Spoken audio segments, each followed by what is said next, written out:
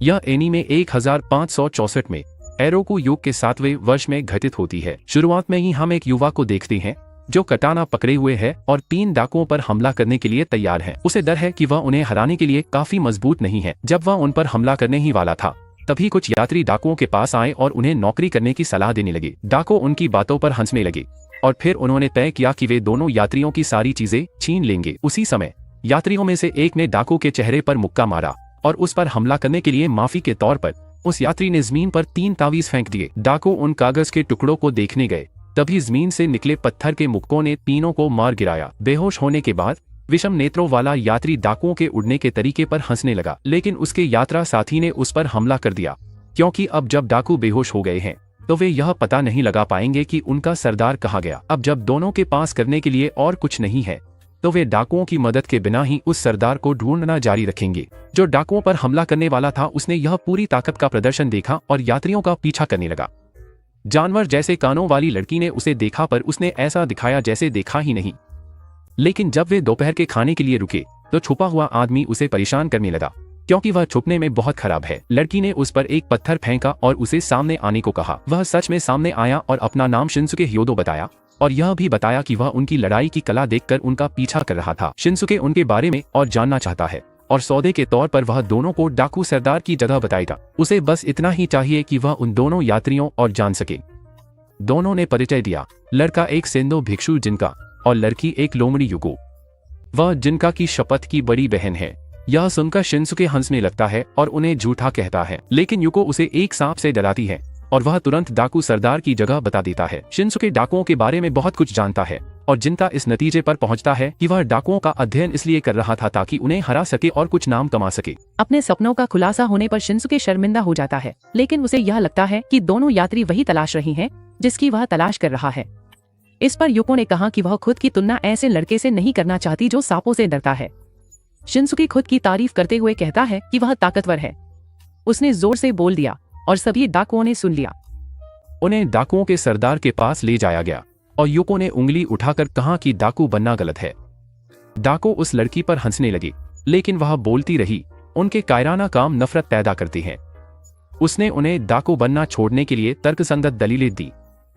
उसने उन्हें शांति और समृद्धि से भरी एक शांतिपूर्ण जिंदगी का प्रस्ताव दिया, लेकिन डाकुओं ने उन पर हमला करने का फैसला किया, जिनका आखिरकार अपना काम कर सकता है, जो कि सभी डाकुओं पर हमला करने तक सीमित है। अफरातफरी के बीच शिनसुके पर हमला हुआ, लेकिन वह बहुत निपुण है और उसने एक डाकू को खत्म कर दिया।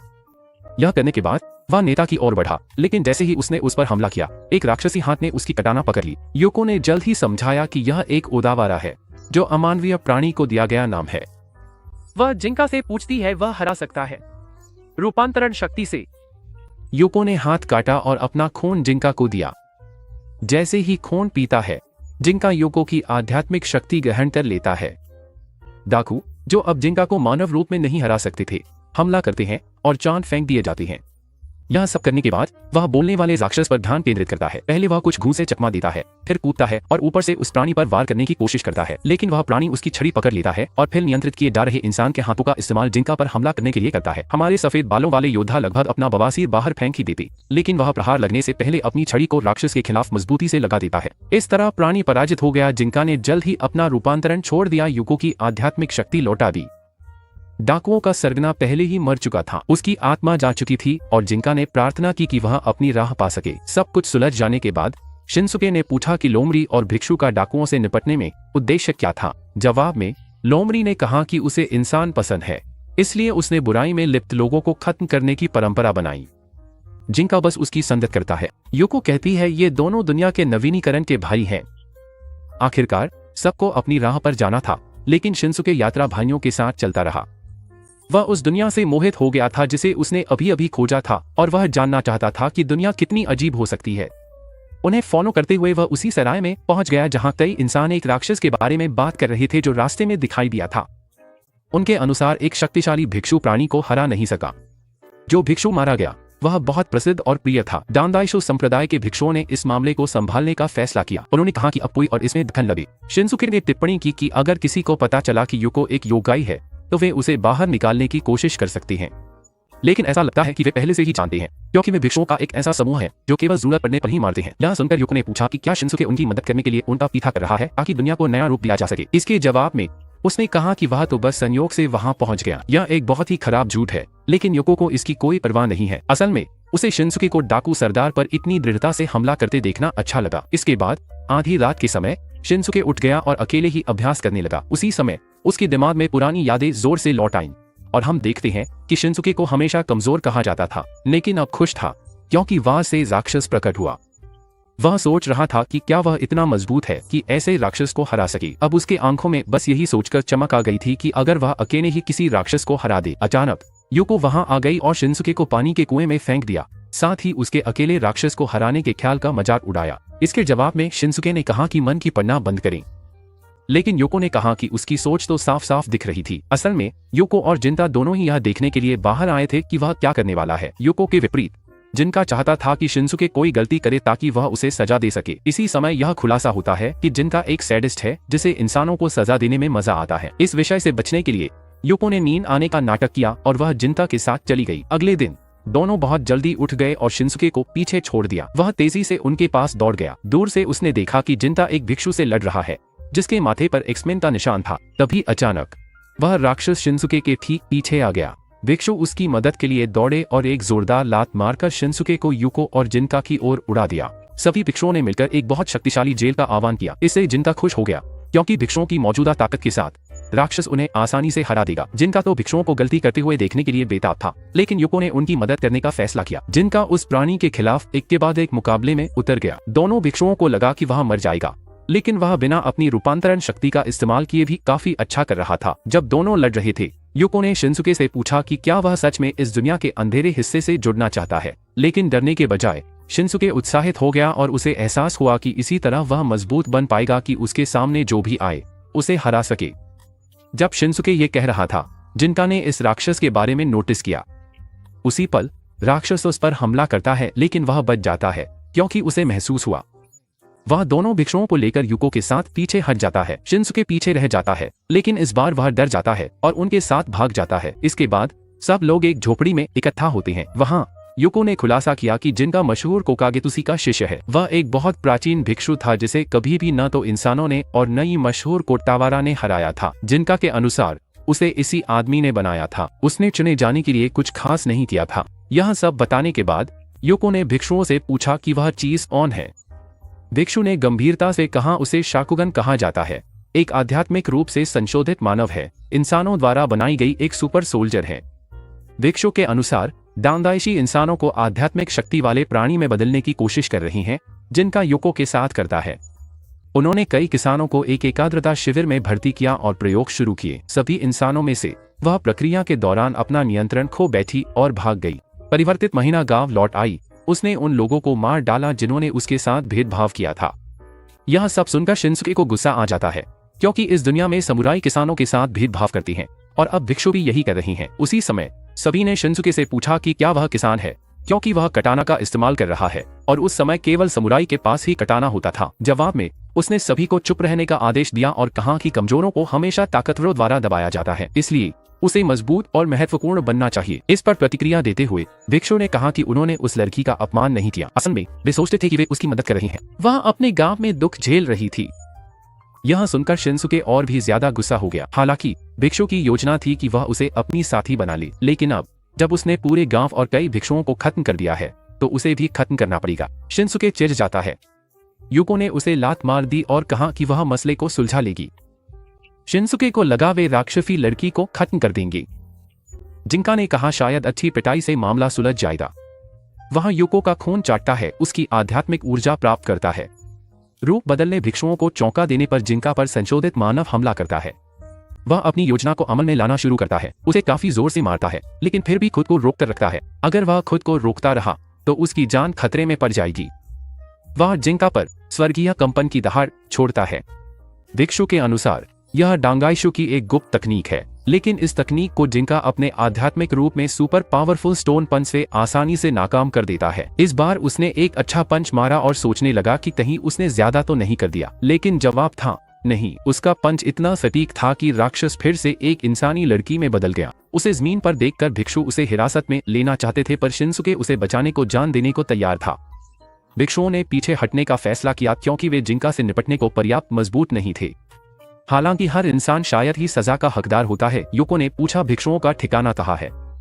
इसके जवाब में उन्होंने कहा कि उनके बेस में 300 से भी ज्यादा ताकतवर भिक्षु हैं। लेकिन यह सुनकर जिंका ने कहा कि वह तो उन सब की एक साथ धुनाई करना पसंद करेगा। लेकिन भिक्षु ने कहा कि जब ऐसा होगा तो भिक्षु अपनी पूरी ताकत से लड़ेंगे। सारी बातचीत के बाद उस इंसानी लड़की को एक केबिन में ले जाया गया। उसे अपनी राक्षसी रूप में जो कुछ भी हुआ उसमें से कुछ भी याद नहीं है। उन्होंने उससे पूछा कि उसे क्या याद है, तो उसने बताया कि उसके पिता ने उसे एक आदमी को बेच दिया था। वह आदमी उसे पहाड़ों में ले गया और उसे सुला दिया, बस उसे इतना ही याद है। उसने पूछा कि वह वहाँ उनके साथ क्या कर रही है। इसके जवाब में जिंका ने कहा कि प्रयोग के बाद उसने अपना नियंत्रण खो दिया था और कुछ समस्याएं खड़ी कर दी थी। लड़की ने परेशानी के लिए माफी मांगी और युको ने उसे दिलासा दिया।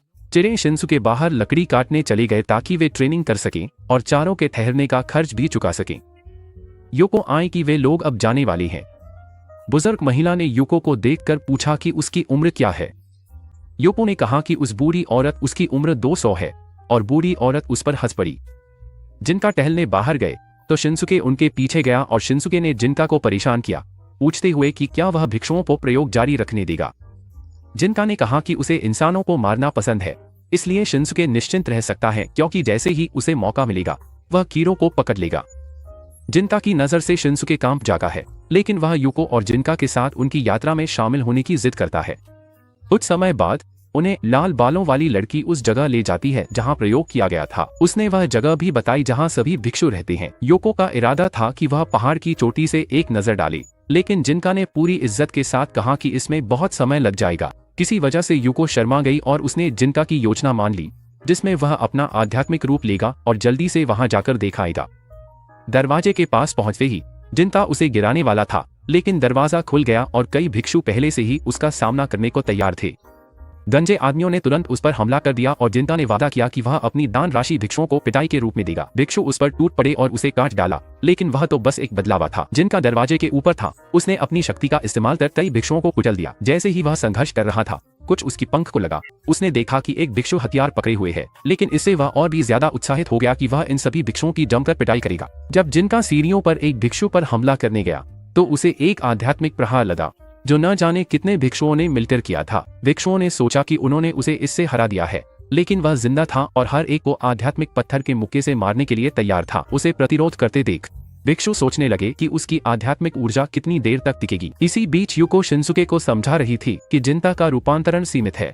जब यह सीमा पूरी हो जाएगी तो उसकी आध्यात्मिक ऊर्जा वापस आ जाएगी। यह कहते ही हम देखते हैं कि कुछ अनुभवी भिक्षु वहां आ रहे हैं। जिनका ने सोचा था कि वह किसी बालों वाले भिक्षु से लड़ेगा, लेकिन आखिरकार उसे फिर से एक गंजे आदमी से लड़ना पड़ा। हालांकि यह गंजा आदमी उन इंसानों में से एक है जो प्रयोगों से बच गए और एक उन्नत मानव में बदल गए। रूपांतरण के बाद वह जिंता की ओर बढ़ता है और उसे पकड़ लेता है, लेकिन जिंता अपनी एक पूंछ का आकार बदलकर अपने दुश्मन के हाथों को जकड़ लेता है। हालांकि जिंता की थकान साफ दिख रही है। दूसरी ओर भिक्षु समय बचाने के लिए बात करना चाहते हैं। जिनका उनकी बातचीत में शामिल होता है और कहता है कि उस पर हमला करने का उसका उद्देश्य मानवों पर किए गए शोध की सामग्री चुराना है, क्योंकि उसका लक्ष्य पूरी तरह से एक आध्यात्मिक प्राणी में बदल जाना है। वह कहता है कि वह एक असली कोट्टावारा बनना चाहता है। भिक्षु राक्षस कहते हैं, लेकिन जिनका तारीफ धन्यवाद देता है। इस मुलाकात के बाद जिनका किले में जाता है जहां प्रयोग हुए थे। उसे डर है कि इस समस्या पर्याप्त आध्यात्मिक शक्ति नहीं। वह हमले में पूरी ताकत झोंक देता है। पूरा किला उठ जाता है और एक विशाल हाथ उसे जोरदार मुक्का मारता है।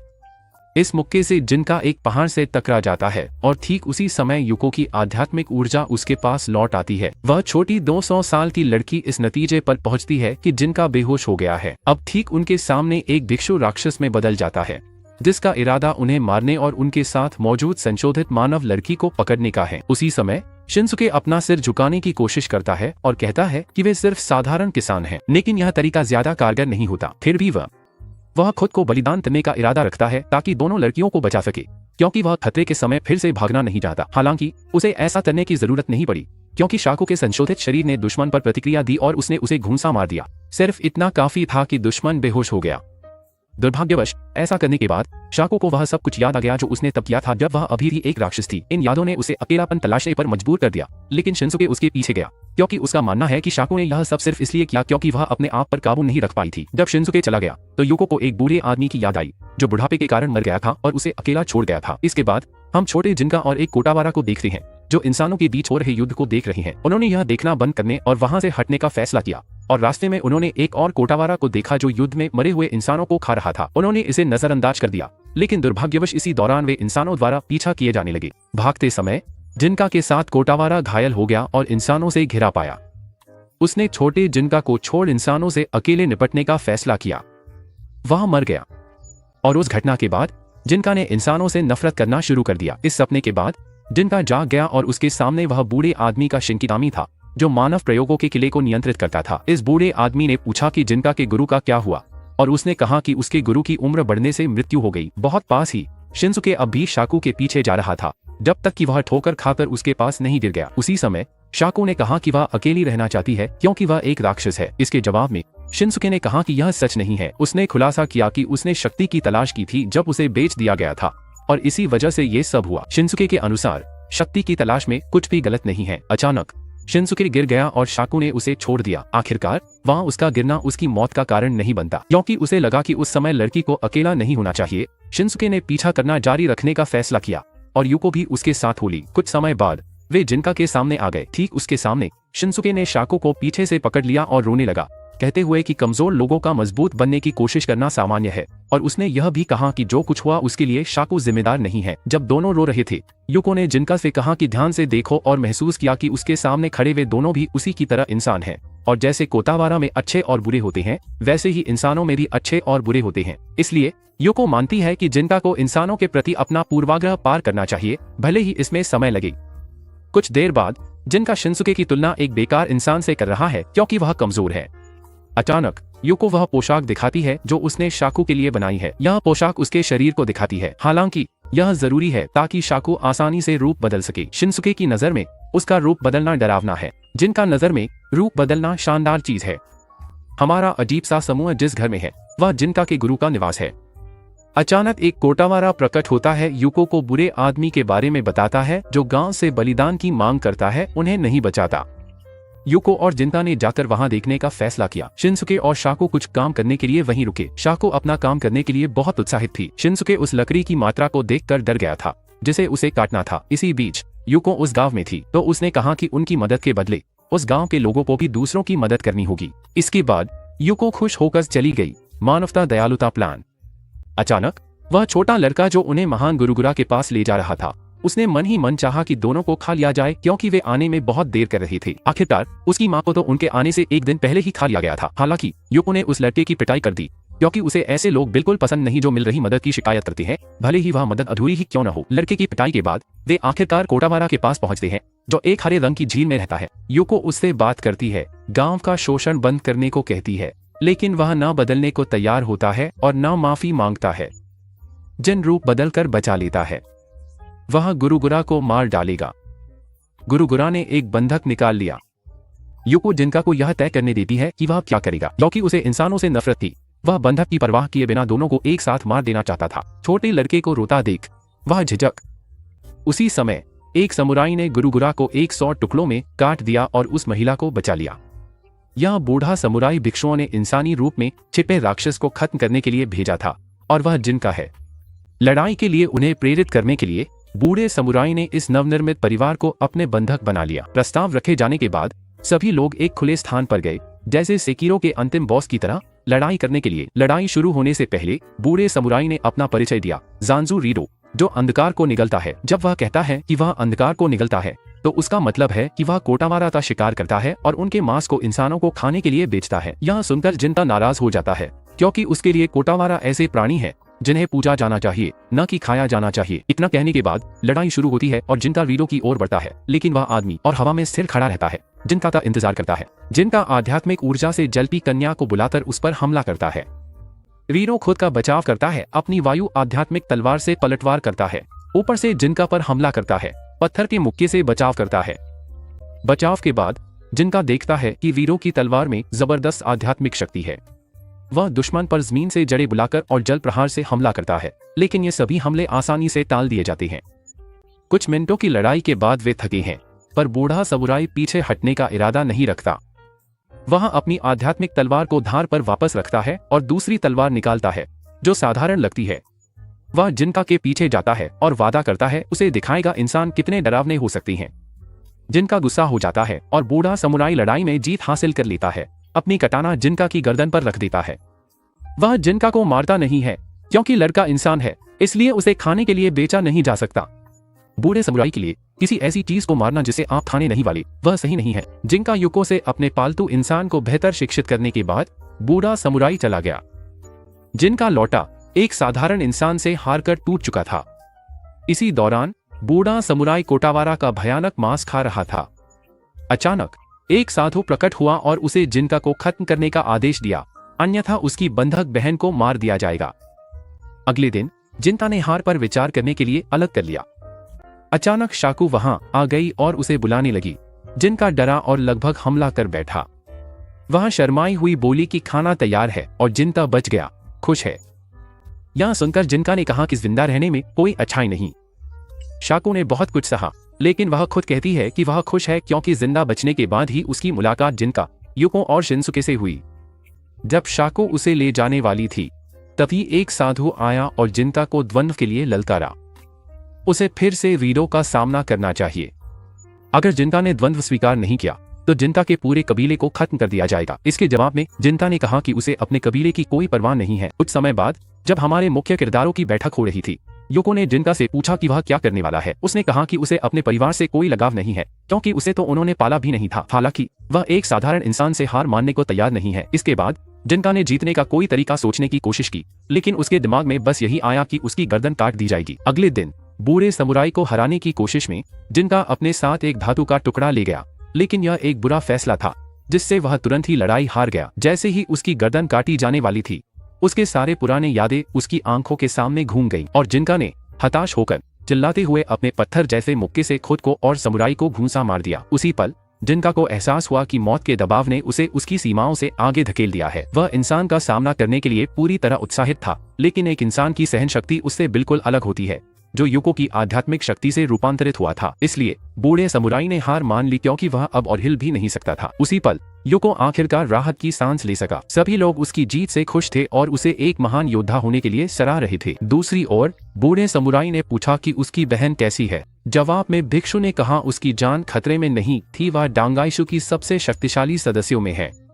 क्योंकि वह इतनी ताकतवर थी, उसने खुद ही पेशकश की थी कि अगर उसका भाई फिर से असफल हो जाए तो वह जिनता को खत्म कर देगी। भिक्षु कहता है कि बूढ़े समुराई की बहन ने इंसानियत त्याग दी और युद्ध राक्षस बन गई, इसलिए उसे भूल जाना चाहिए। घटनाओं के बाद शिनसुके को युको और जिनका दौड़ा रही हैं।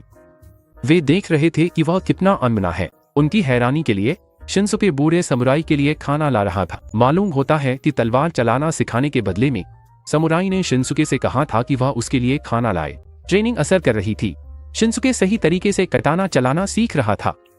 जिनता की पेंट्री से खाना इस्तेमाल कर रहा था। उसे हरकतों के लिए डांट भी पड़ी। बूढ़े समुराई को पहले से पता था जिनता और फॉक्स हैं। शिनसुके, जिसे मौजूदगी का पता नहीं था, डर गया और समझाने लगा बूढ़ा समुराई अच्छा इंसान है। कुछ समय बाद हम बूढ़े समुराई को जिनता के छोटे से घर में देखते हैं। आध्यात्मिक शक्ति के कारण वह और उसकी बहन छुपकर रहते थे। भोजन की जरूरत वह डाक ईटर बन गया और उसकी बहन नन बन गई। शुरुआत में बूढ़े समुराई को बताया गया था कि उसकी बहन कमजोर है, उसे मारा जा सकता है, और इसी वजह से उसने अपनी बहन के लिए जिनता पर हमला कर दिया। लेकिन यह एक झूठ था। उसकी बहन फिलहाल समूह की सबसे शक्तिशाली साध्वियों में से एक है और वही अगली है जो जिनता को खत्म करने की कोशिश करेगी। यह सुनकर जिनका कहता है कि वह बूढ़े समुराई को बिना मारे हराने में सिर्फ किस्मत से कामयाब हो पाया था। समुराई की बहन मर भी सकती है। इसके जवाब में बूढ़े समुराई ने बस इतना कहा कि असल में जो मर सकता है वो खुद जिनका है। युको के अनुसार इस समुराई की बहन शायद उन्हीं बदले हुए इंसानों में से एक है। अचानक शिनसुके के सामने एक चलता फिरता पेड़ आ गया और मदद मांगने लगा। उसने उसकी मदद की और बिस्तर पर पेड़ ने बताया कि एक औरत ने उसे उसके निवास स्थान से निकाल दिया और कहा कि वह लड़के जिनता का इंतजार करेगी। यह सुनकर जिनका निकलने की तैयारी करता है और इस बार अपने दुश्मन को मारने के इरादे से, क्योंकि उसने उसके पहाड़ी दोस्त को चोट पहुंचाई थी। बूढ़े समुराई ने उठकर जाने की कोशिश की, लेकिन सफल हो पाया।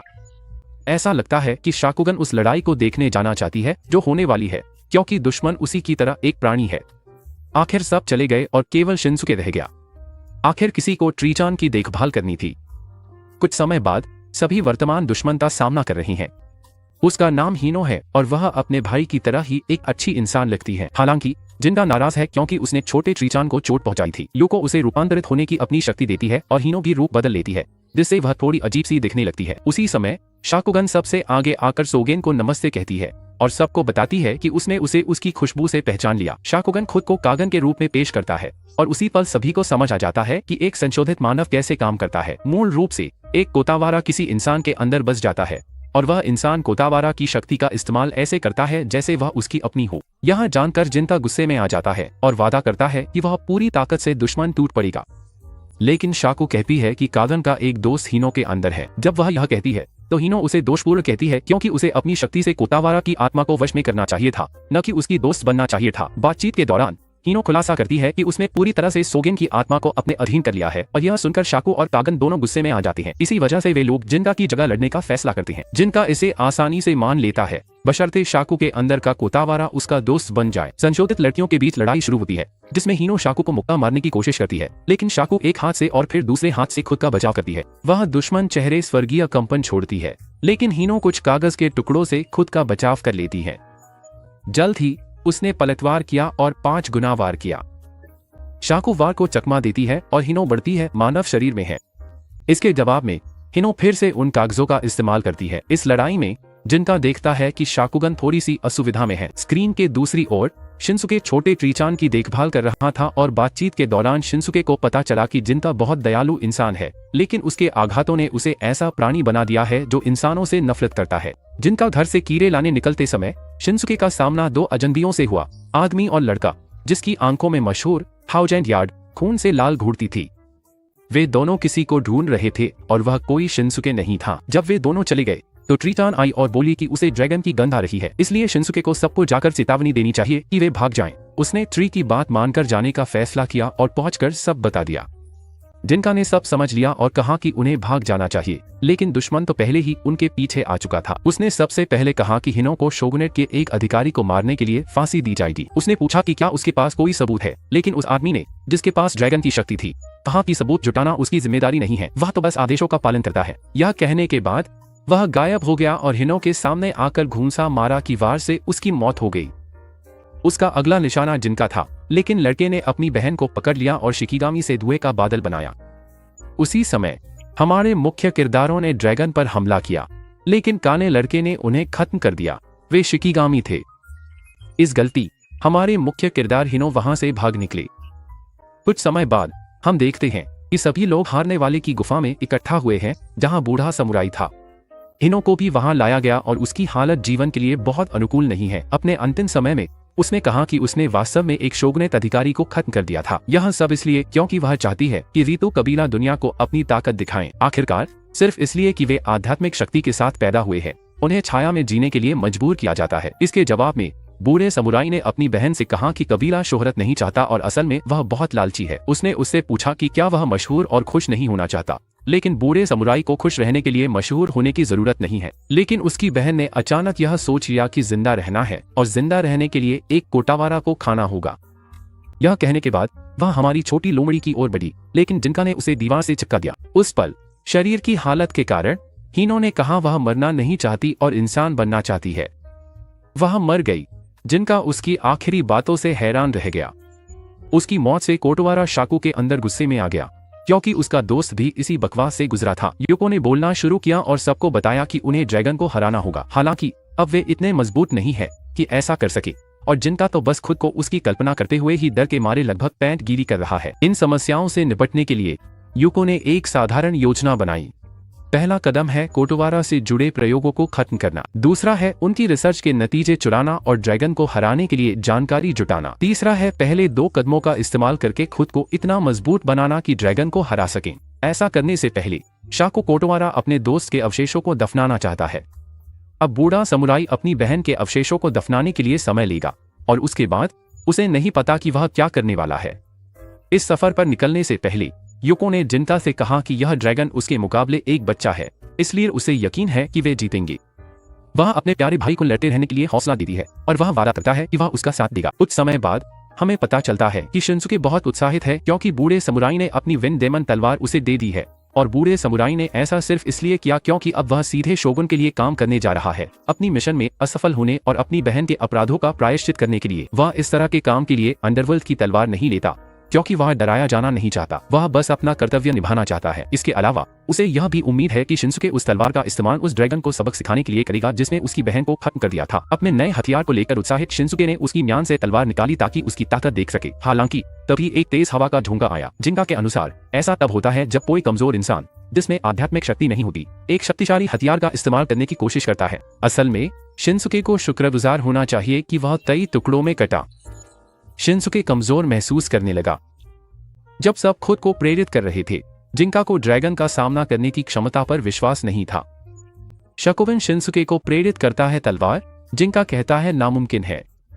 युको खुशबू से जाग जाती है। 3 बंदर शराब के घड़े पकड़े थे। बंदर मना कर देते हैं। अगर उसे यह शराब चाहिए तो उसे मेहमान से मोलभाव करनी होगी। ये बंदर सामान्य नहीं है, ये कोटोवारा हैं, जिन्हें साके पसंद है क्योंकि वे बेहतरीन शराब बनाने के लिए जिम्मेदार हैं। वे बंदरों के पीछे चलते हैं और अपने मेहमान के पास पहुंचते हैं, जो एक भिक्षु है। जैसे ही वह उन्हें देखता है, वह आदमी समझ जाता है कि ये समूह है जिन्होंने भिक्षुओं के मुख्यालय पर हमला किया था और भाग रहे हैं। वह आदमी एक शक्तिशाली भिक्षु है और उन्हें नजरअंदाज नहीं कर सकता, लेकिन उसे हराने का आदेश नहीं मिला था, इसलिए वह युको की मांग मान लेता है, जो शराब पीने की प्रतियोगिता में शामिल होना था। जिनका युको को प्रतियोगिता से पीछे हटने मनाने की कोशिश करता है, लेकिन युको को विश्वास है कि वह जीतेगी, पीने में माहिर है। पीने का समय आता है तो जिनका एक घूंट के बाद बेहोश हो जाता है। बंदरों की शराब तेज है। हमारी छोटी लोमड़ी भिक्षु बातचीत में पूछती है कि उसने उनके खिलाफ क्यों नहीं किया। जवाब में भिक्षु कहता है विश्वास की अच्छी बातचीत से सब कुछ हल हो सकता है। यह कहने के बाद उसने एक रोमांचक कहानी सुनाई जो उसने हाल ही में अनुभव की थी। मूल रूप से एक बाघ बंदरों पर हमला कर रहा था और उसने वादा किया कि वह उनकी मदद करेगा बदले में एक अच्छी शराब के लिए। हालांकि उसका दुश्मन बहुत ताकतवर था और वह उसे हरा नहीं सका। उसने बंदरों के साथ मिलकर एक योजना बनाई जिसमें दुश्मन को नशे में धुत कर लड़ाई शुरू करानी थी। उन्होंने ऐसा ही किया और भले ही बाघ नशे में था, फिर भी भिक्षु को बहुत कष्ट हुआ और वह लगभग हार ही गया था। सौभाग्य से आखिरी क्षण में उसे एक बंदर ने बचा लिया, जिसने बाघ को एक जोरदार चोट से चक्कर में डाल दिया और अंत में उसने एक सुपर पंच से उसे खत्म कर दिया। उस दिन से वह और बंदर दोस्त बन गए।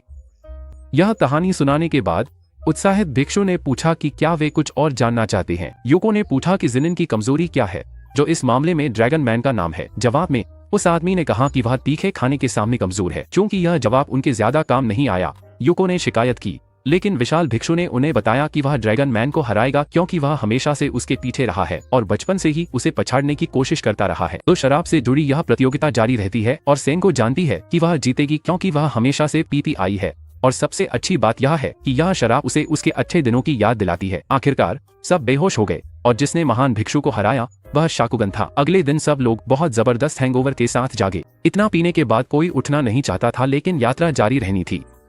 वे उठे और भिक्षु ने दोबारा सोने से पहले जिनका से कहा कि उन्हें कभी अपनी मुट्ठी से बात करनी चाहिए। शाकुगन के अंदर कोटोवारा द्वारा बताए रास्ते पर चलते हुए वे ऐसी जगह पहुंचते हैं जो बाधा से सुरक्षित है।